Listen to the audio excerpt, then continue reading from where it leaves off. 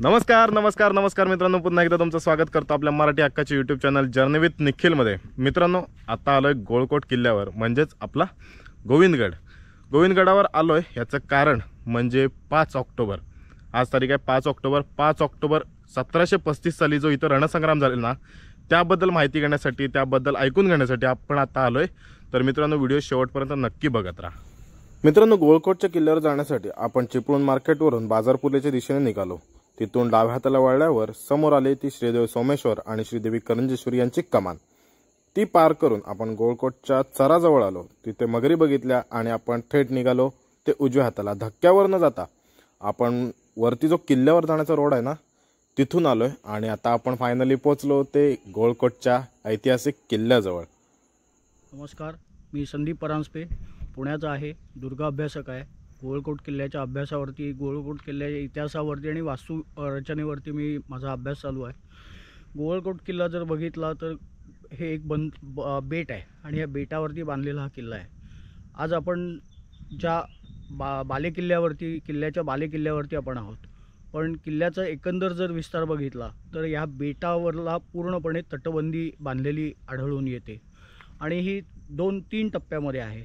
म्हणजे खाडीच्या जवळ तटबंदी आहे, त्याच्यानंतर करंजेश्वरी देवस्थान जे आहे ती जी उंची आहे त्या उंचीवरती एक तटबंदी आहे आणि त्याच्यावरती सगळ्यात सर्वोच्च माथ्यावरती असलेल्या बालेकिल्ला म्हणून जी जागा आहे त्याला केलेली तटबंदी। अशा 3 तटबंदीचे अवशेष आम्हाला या बेटावरती दिसून आलेले आहेत। आत्ता आपण चिपळूणकडून जेव्हा येतो तेव्हा चिपळूणकडून येत असताना आपल्याला वाटेमध्ये चर नावाची एक जागा लागते, जिथे आपण मगरी बघण्यासाठी म्हणून उभे राहतो।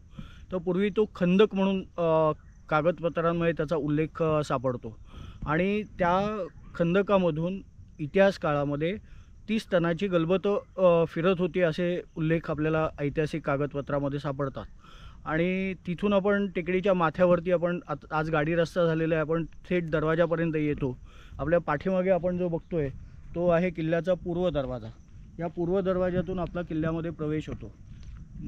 एकंदर किल्ल्याची रचना बघता हा पूर्व पश्चिम पसरलेला किल्ला आहे असं लक्षात येतं। आणि किल्ल्याला एकंदर 2 दरवाजे आहेत। एक बालेकिल्ल्याला एकंदर 2 दरवाजे आहेत। त्याच्यामधला आपण जो उभा आहोत तो पूर्वेकडचा दरवाजा आणि किल्ल्याच्या उत्तर दिशेच्या कोपऱ्यामध्ये अजून एक दरवाजा आहे, तो आपण पुढे बघूच। पण इथून आपण आतमध्ये किल्ल्यावर आत शिरलो की किल्ल्यामधल्या बालेकिल्ल्यामधल्या वास्तू आपल्याला बघायला मिळतात, त्या आपण आता पुढे बघत जाऊयात। आपण किल्ल्याची एकंदर बालेकिल्ल्याची जर रचना बघितली तर बालेकिल्ल्याच्या रचनेमध्ये एकंदर 9 बुरुज आपल्याला बघायला मिळतात। पण खाडीच्या काठचा जर तटबंदी बघितली तर त्याच्यामध्ये जवळपास 13 बुरुज लक्षामध्ये आलेले आहेत। आता बालेकिल्ल्याच्या वरती असलेल्या बुरुजांवरती आपल्याला काही तोफा बघायला मिळतात। त्याच्यामध्ये एकंदर 4 तोफा असून 4 तोफांमधली एक तोफ ही वैशिष्ट्यपूर्ण आहे, ती म्हणजे बांगडी तोफ। ही जी तोफ आहे, ही आपण तोफ जी बघतोय ती बांगडी तोफ आहे। बांगडी तोफ आणि घडीव तोफ म्हणजे बांगड्या एकमेकांवरती ठोकून तयार केलेली तोफ म्हणून बांगडी तोफ म्हणतात। आणि दुसऱ्या ज्या असतात त्या ओतीव तोफा असतात। त्यातल्या ह्या 4 तोफा आपल्याला किल्ल्याच्या बुरुजावरती बघायला मिळतात। आणि त्याच्याशिवाय गोळकोट बंदरावरती जवळपास 11 तोफा काढलेल्या अवस्थेत होत्या। त्याचं संवर्धन राजे सामाजिक प्रतिष्ठान आणि ग्लोबल चिपळूणच्या माध्यमातून करून त्या किल्ल्यावर संवर्धित करून ठेवलेले आहे आपल्याला बघायला मिळतात। आता आपण किल्ल्यावरच्या बाकी वास्तूंचं दर्शन घेऊयात। आपण जर पूर्वेचा दरवाजा बघितला तर पूर्वेचा दरवाजाचं बांधकाम जे आहे हे नंतरच्या काळामध्ये केल्याचं एकंदर लक्षात येतं आणि त्याच्या अडसराच्या जागांच्या खुणा पण आपल्याला तिथे बघायला मिळतात। दरवाजाच्या आतमध्ये आलं की दरवाजाच्या दोन्ही बाजूला दरवाजाच्या पायऱ्याच्या जागा आहेत, त्या आपल्याला बघायला मिळतात। त्याचे हे चौथरे आपल्याला इथे आहेत। आज याच्यावरती गवत वाढलेलं असल्याकारणाने आपल्याला ते नीट ओळखू येत नाही, पण इतर वेळेस आपल्याला हे चौथरे स्पष्टपणे दिसू शकतात। किल्ल्यावरती इमारतींची अनेक ज्योती आहेत, पण आज गवत वाढलेलं असल्याकारणाने आपल्याला त्या नीटपणे ओळखू येत नाहीत। पण तरी पण जेवढ्या आपल्याला दिसत आहेत तेवढ्या आपण बघण्याचा प्रयत्न करणार आहोत। आपण आता इथून पुढे जाऊयात सदरेकडे।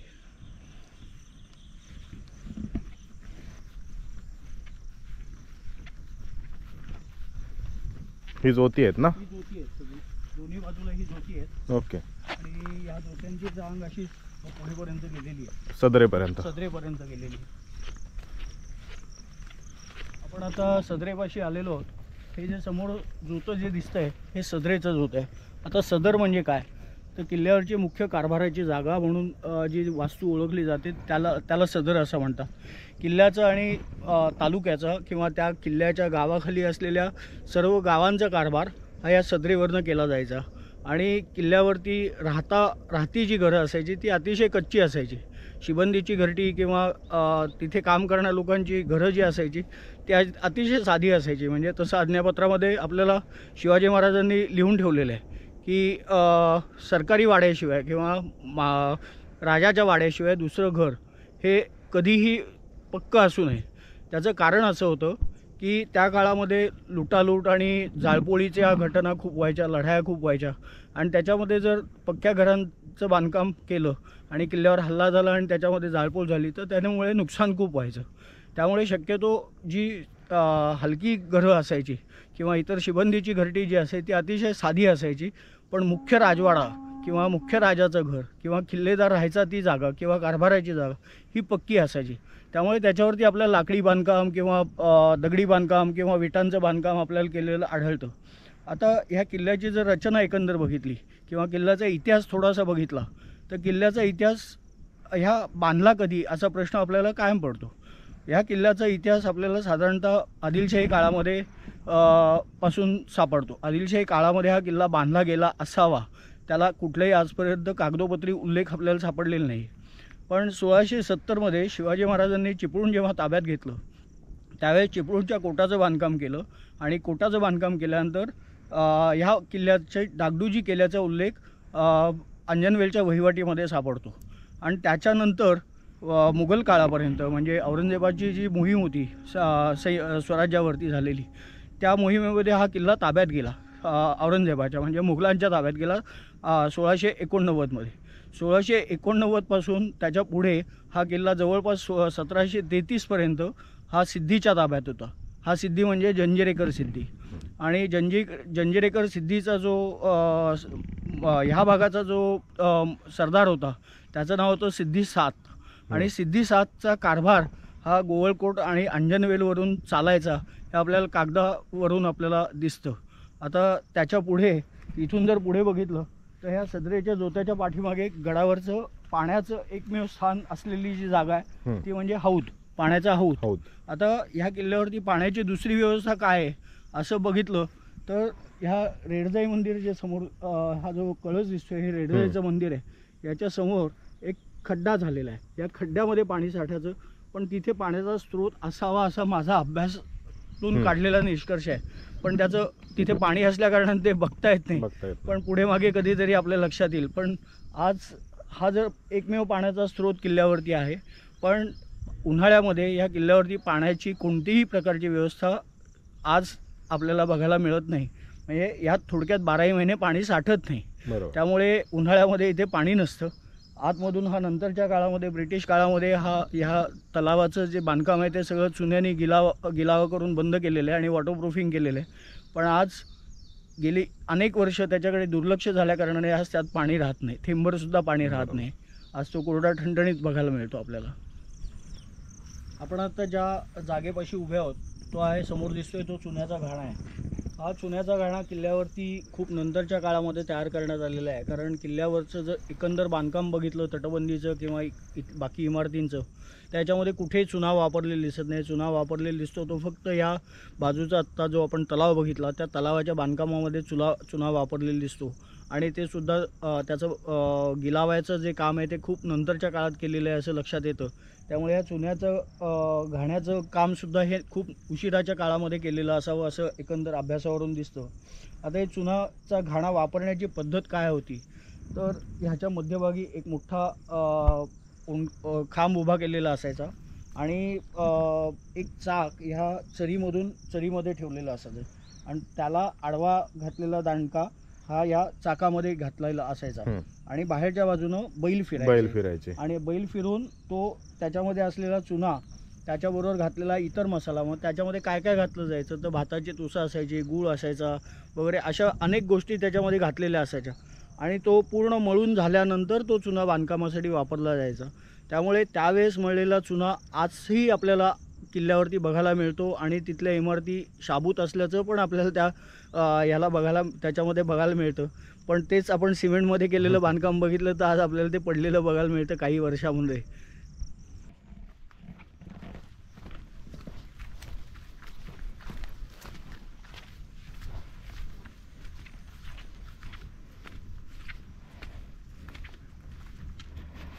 आपण आता उत्तर दरवाजामध्ये आहोत.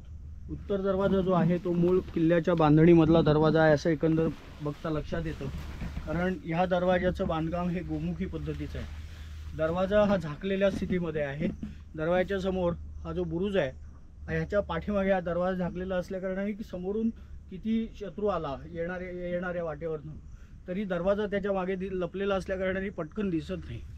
गेल्या 2 वर्षापूर्वी त्या दरवाजाचा इथला सगळा जो राडारोडा होता तो दुर्ग संवर्धनाच्या मोहिमेमध्ये साफ करण्यात आला. तेव्हा दरवाजाची उंबरापट्टी आम्हाला सापडली.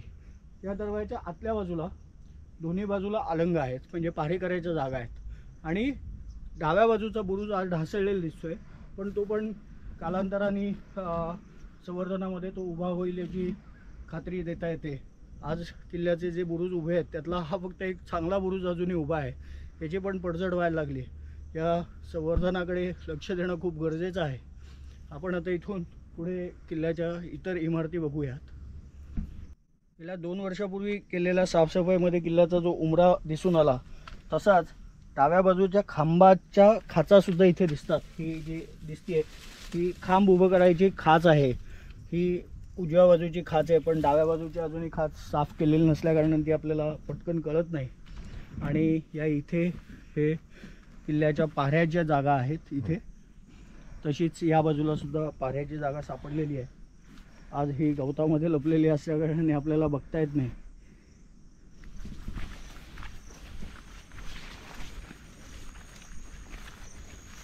आपण आता जिथे उभे आहोत त्या आहेत तोफा. या तोफा जर बघितल्या तर या तोफा गोळकोट बंदरावरून काढून आणलेल्या आहेत. आता या गोळकोट बंदरावरती गेल्या कशा तर किल्ल्यावरती एकंदर 22 तोफा असल्याची नोंद 1867च्या एका इंग्लिश डॉक्युमेंटमध्ये सापडते. त्यातल्या आज किल्ल्यावरती बघितल्या तर 10,014 तोफा आहेत आणि एक तोफ ही 2 तोफा ह्या परशुराम देवस्थानाच्या तिथे आहेत. त्या 22 तोफांपैकी एकंदर 14 तोफा आज किल्ल्यावरती संवर्धित करून ठेवलेल्या आहेत. त्यातल्या ह्या 10 तोफा आहेत ह्या 10 तोफा गोळकोट बंदरावरती होत्या आणि 2017 नंतर ह्या तोफा 2-3 वर्षाच्या कालावधीमध्ये या किल्ल्यावरती आणून संवर्धित करण्यात आल्या. आता ह्या गोळकोट बंदरात गेल्या कशा तोफा तर ब्रिटिशांनी ह्या तोफा बंद करून म्हणजे त्याच्या कानामध्ये खिळे ठोकून या निकामी करून टाकल्या. आणि आता ह्या करायच्या काय म्हणून गोळकोट बंदरामध्ये त्या नेऊन उलट्या काढल्या. त्याचा उपयोग ते बंदरामध्ये येणारी गलबतं किंवा जहाजं जी होती छोट्या बोटी होत्या त्या अँकर करण्यासाठी म्हणून त्याचा वापर करायला लागले. आता तिथे अँकर करण्यासाठी एवढ्या बोटी कशा यायच्या तर गोळकोट जर बंदर बघितलं तर गोळकोट हे चिपळूणचं महत्त्वाचं बंदर होतं आणि मुख्य बंदर होतं ते आपलं गुहागर नाही आपलं याचं दाभोळचं बंदर होतं. दाभोळच्या बंदरामध्ये माल उतरायचा. तिथून छोट्या बोटींवरती माल घालून आतमध्ये चिपळूणसाठी आणायचा आणि तो या गोळकोट बंदरामध्ये उतरायचा.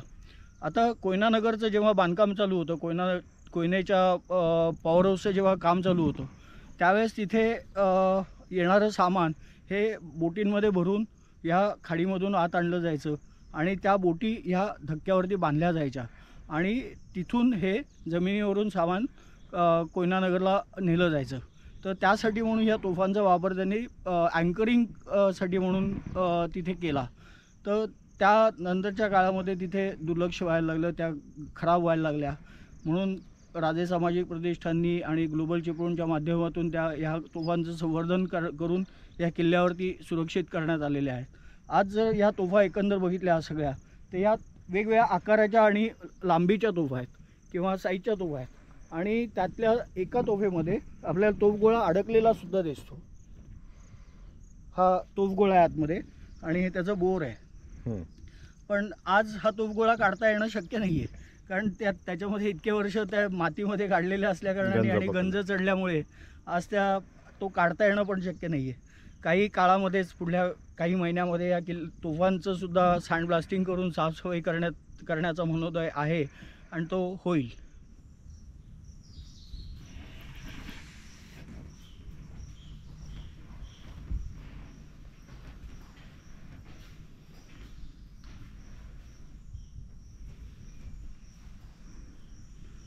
आपण आता रेजाईच्या मंदिरामध्ये आहोत आणि रेजाईची मूर्ती असल्याचे काही उल्लेख सापडतात कागदांमध्ये, पण आज जर बघितलं तर इथे आपल्याला रेजाई देवीची मूर्ती काही बघायला मिळत नाही.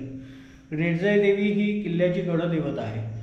मुख्य किल्ल्यावरती असलेल्या ज्या ऐतिहासिक काळामध्ये ज्या देवता सापडतात त्याच्यामध्ये शंकराची मंदिर सापडतं किंवा गणपतीचं मंदिर सापडते किंवा हनुमानाचं मंदिर सापडतं.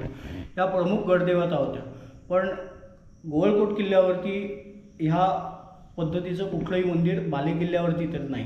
पण ह्याच्याशिवाय किल्ल्याचा जो खालचे जे कोट आहेत तिन्ही, त्याच्यामधला सगळ्यात खालचा जो कोट आहे ज्याला आपण किल्ला कोट म्हणतो किंवा खालचा कोट ज्याला म्हणतो, त्या कोटामधले गणेश मंदिर वगैरे ह्या मंदिरांचे किंवा शंकराचं मंदिर, मारुतीचं मंदिर ह्या मंदिरांचे उल्लेख ऐतिहासिक पेशवेकालीन कागदपत्रांमध्ये सापडतात. आणि ते नुकतेच आमचे मित्र राज मिमाणे यांनी प्रसिद्ध केलेले आहेत त्यांच्या पुस्तकामधून. पण ते संदर्भ मात्र सापडतात. पण आज बालेकिल्ला किंवा गोविंदगडाचा जर माथा बघितला तर त्याच्यावरती कुठेही ह्या मूर्ती आपल्याला बघायला मिळत नाहीत.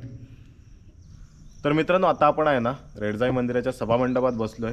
एक नीरव शांतता म्हणतात ना तशी अनुभवायला भेटते.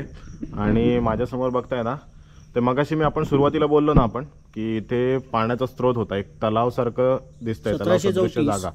तर तीच ती जागा. आणि आता आपण जे मेन जो इतिहास आहे गोळकोट किल्ल्यावरचा रणसंग्राम, त्याबद्दल एक थोडक्यात माहिती परांजपे सरांकडून ऐकूया. मगाशी मी जसं सांगितलं की गोवळकोटचं बांधकाम हे विजापूरच्या आदिलशाहीच्या काळामध्ये झालेलं असावं असं सांगितलं जातं. त्याला अजूनपर्यंत कागदोपत्री पुरावे काही सापडलेले नाहीत. पण 1670मध्ये शिवाजी महाराजांनी या किल्ल्याची डागडुजी केल्याचा मात्र संदर्भ आपल्याला अंजनवेलच्या वहिवाटीमध्ये मिळतो.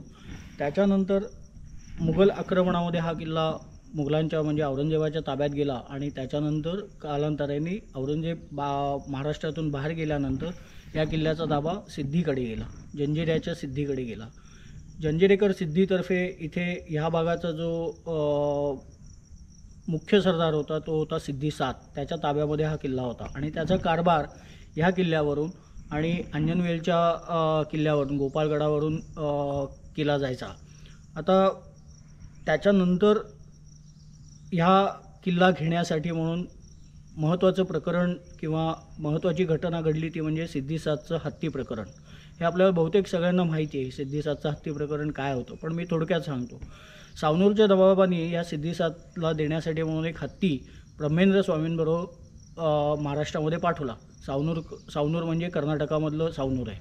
तर तिथून ह्या ब्रह्मेंद्र स्वामींबरोबर हा हत्ती पाठवला आणि ब्रह्मेंद्र स्वामींचा हा हत्ती किंवा हा जो हत्ती होता हा मागजनच्या घाटामध्ये आंग्र्यांच्या लोकांनी पकडला आणि तो पकडून त्यांनी जप्त केला. आणि हे सिद्धी 7ला कळलं. सिद्धी 7ला कळल्यानंतर त्याला असं वाटलं की हे सगळं ब्रह्मेंद्र स्वामींच्या सांगण्यावरून झालेलं आहे. म्हणून त्यांनी सूड घेण्यासाठी म्हणून सिद्धी 7नी आपल्या परशुराम देवस्थान जे आहे त्या परशुराम देवस्थानावरती हल्ला केला. देवस्थानाची जाळपोळ केली, मंदिर तोडलं, तिथल्या ब्राह्मण कुटुंबांना तिथल्या लोकांना कैदी केलं, त्यांच्या वास्तवावर लुटला आणि नाश केला त्या देवस्थानाचा. आणि हे बघितल्यानंतर हे ऐकल्यानंतर ब्रह्मेंद्र स्वामी चिडले आणि ब्रह्मेंद्र स्वामींनी सिद्धी 7ला शाप दिला की तुझा समूळ नाश होईल म्हणून. आणि त्याच्या कागाळ्या म्हणजे ह्या घटनेचा पडसाद हे शाहू महाराजांपर्यंत पोचले, सातारच्या शाहू महाराजांपर्यंत पोचले. त्यावेळेस शाहू महाराजांनी आपल्या काही फौजा आणि आपली सेना ही प्रतिनिधींबरोबर इथे पाठवली आणि ही घटना आहे 1633मधली. आता 1633मध्ये मराठा साम्राज्याचे हे सरदार जे होते या सरदारांनी आणि प्रतिनिधींच्या सैन्याने किल्ल्यावरती हल्ले केले, पण किल्ला घेण्यामध्ये काही यश येत नव्हतं. त्या ह्याच्यामध्ये आनंदराव गोळे नावाचे एक सरदार होते. कालच त्यांचा स्मृतिदिन इथे आपण साजरा केलेला आहे. तर हे आनंदराव गोळे या लढाईमध्ये होते, म्हणजे या सैन्यामध्ये होते. आपण जो चिपळूण गावाकडनं गोळकोटकडे येताना मध्ये जो चर नावाची जागा लागते, त्या चर पहिला त्यांनी ताब्यात घेतला आणि चर ताब्यात घेऊन किल्ल्यावरती वरच्या तटबंदीवरती सर करण्यासाठी म्हणून त्यांचे हल्ले चालू झाले. किल्ल्यावरती बरीच शिबंदी होती, जवळपास 700-800 माणसांची शिबंदी किल्ल्यावरती होती. मराठ्यांचं सैन्य खालती होतं आणि ह्यांच्यामध्ये तुंबळ लढाई झाली. ही लढाई झालेली आहे पहाटेच्या वेळेस आणि त्या लढाईमध्ये हे आनंदराव गोळे आणि त्यांचे बरोबरचे 10-11 साथीदार हे मारले गेले. पण लढाई काही जिंकता आली नाही. मराठ्यांनी माघार घेतली. 1633 संपलं. 1634मध्ये शाहू महाराजांनी चिमाजी अप्पांना पत्र पाठवलं की तुम्ही ताबडतोब ही मोहीम हाती घ्या म्हणून. पण त्यावेळेस चिमाजी अप्पा हे दुसऱ्या कुठल्या तरी मोहिमेमध्ये गुंतलेले असल्याकारणाने चिमाजी अप्पा काही इथे येऊ शकले नाहीत. त्यामुळे चिडून शाहू महाराजांनी एक खरमरीत पत्र चिमाजी अप्पांना लिहिलं. त्यात त्यांनी म्हणलं की जर तुम्ही जात नसाल तर मी स्वतः फौजेवर जातो म्हणून. अनेक पत्र पाठवली, तुम्ही जात नसाल तर मी स्वतः मोहिमेवर जातो म्हणून. हे पत्र मिळाल्यानंतर चिमाजी अप्पा या गोळकोटावरती आले आणि 1634मध्ये मोठा रणसंग्राम झाला. जवळपास सिद्धीचे 1500-1200 लोक मारले गेले. याच्यामध्ये मराठ्यांची पण काही थोडीशी हानी झाली, पण किल्ला ताब्यात आला. पण त्याच वेळेस बाजीराव पेशवे पण इथे आलेले होते. बाजीराव पेशवे या मोहिमेमध्ये त्यांनी भाग घेतलेला होता आणि मराठ्यांना सहाय्य मिळालेलं होतं ते समुद्राकडून आंग्र्यांचं. त्यावेळेस शेखोजी आंग्रे हे कारभारावरती होते. कान्होजी आंग्र्यांचा मृत्यू झालेला होता आणि शेखोजी आंग्रे म्हणजे कान्होजी आंग्र्यांचे पुत्र हे सरखेल म्हणून काम बघत होते आणि त्यांनी खाडीमधून समुद्रामार्गे त्यांनी रसद पोचवण्याचं काम केलं. आणि त्यावेळेस काही कागदपत्रांमध्ये असे उल्लेख सापडतात की किल्ल्यावरती जो तोफांचा मारा केला, आंग्र्यांच्या तोफांनी मारा चालू केला, तर त्यावेळेस ह्या तोफांचे जे मोर्चे होते ते कुठे कुठे लावले होते याचे काही उल्लेख सापडतात. त्यातला एक मोर्चा किल्ल्याच्या पश्चिमेला असलेल्या दळवटण्याच्या टेकडीवरती ठेवलेला दिसतो. दळवटणा ॲक्च्युअल समोर आहे, पण काळुस्त्याची समोर टेकडी आहे. त्या काळुस्त्याच्या टेकडीवरती एक मोर्चा लावलेला दिसतो. आज तिथे जर गेलात तर त्याच्या बाजूनं बांधण केलेलं दिसते आणि आज तिथे एक पीर आहे.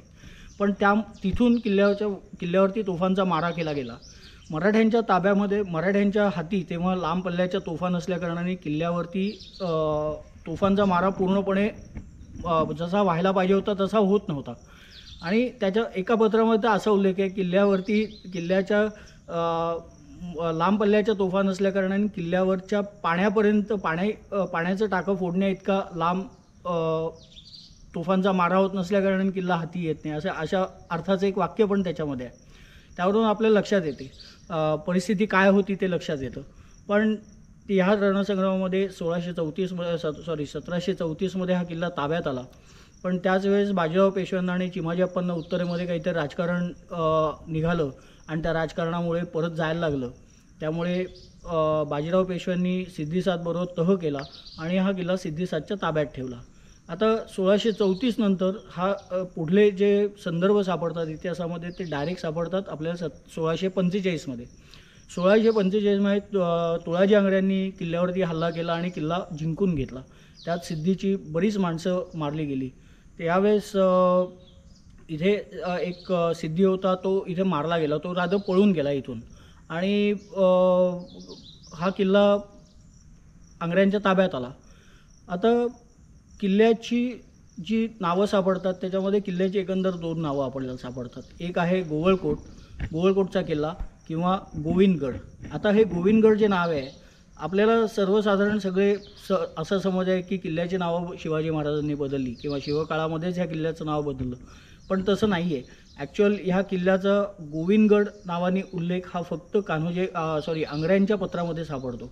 त्यामुळे आंग्र्यांनी 1745मध्ये किल्ला ताब्यात घेतल्यानंतर या किल्ल्याचं नाव गोविंदगड केलं असावं असं त्या पत्रावरून तरी दिसतं. त्यामुळे 1745 नंतर ह्या किल्ल्याचा गोविंदगड म्हणून उल्लेख सापडतो, पण तो पण आंग्र्यांच्या पत्रामध्ये, पेशव्यांच्या पत्रात हा सापडत नाही.